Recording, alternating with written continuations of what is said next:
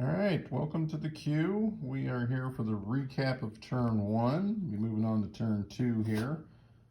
Everyone chose their tech this turn, so they all advanced. And Japan will be choosing theirs again, so I'm going to move that one up. I don't know about the others yet, but Germany will address that in its turn coming up. As you look at the IPCs, look at the battles from this side of the board across. The first one we come to is a lone destroyer battle here. Anzac sent up a destroyer against the Japanese battle or destroyer. They did have one airplane to support it. Both ships got a hit, so Japan and Commonwealth, I called it Australia, didn't I? It's Commonwealth. They lost a destroyer, Japan lost a destroyer, so mutual destruction there. They did move up here to take New Guinea so they can get their national objective for owning all these islands. So they'll have that for a turn or two, maybe. As we slide across, not a lot of action. My partner pointed out I didn't identify my 10 IPC bonus for not being at war with France and USA. So in addition to what I said was the $33, I got the $10, so $43, and then that's going to be my tech spend. So that'll be what, 20, 39. So I'll have 39 for the buy here. Japan marched into Russia. Russia's retreated. Big decision time now. The forces there in Saka in the middle can't get away. No matter where they go, will be punished. The question for Russia is, do they want all their units to be punished, or will they retreat back towards Moscow? Who knows?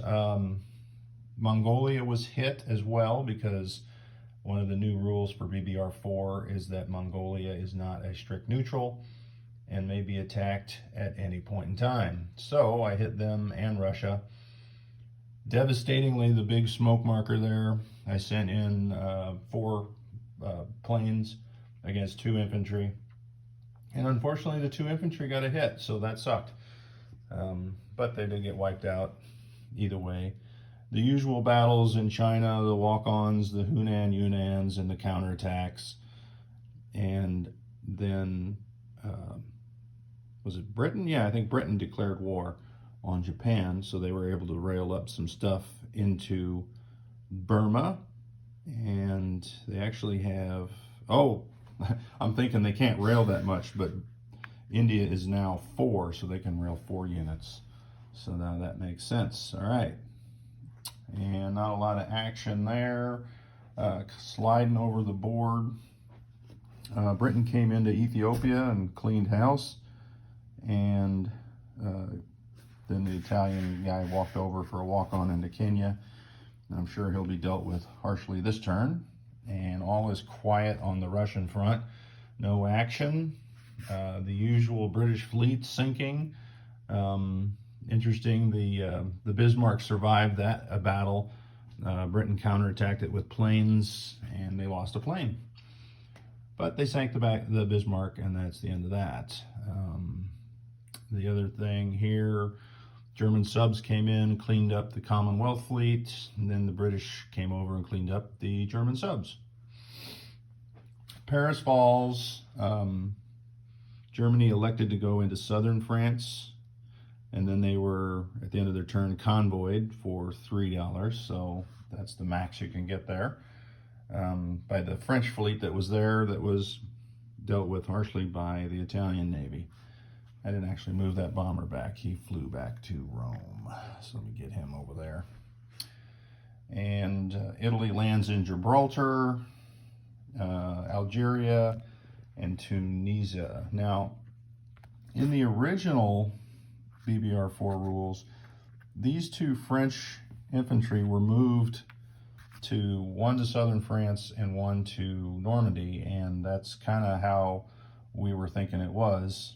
And then we were promptly told after Italy's turn, no, that's not true. These infantry were here and there.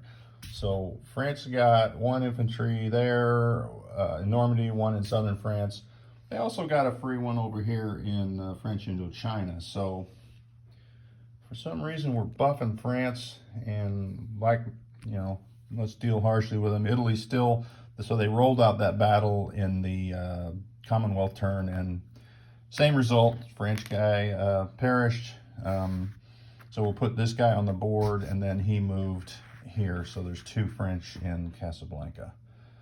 So there you have the action. And I think that is about it. Yeah, there was some bombing there in London.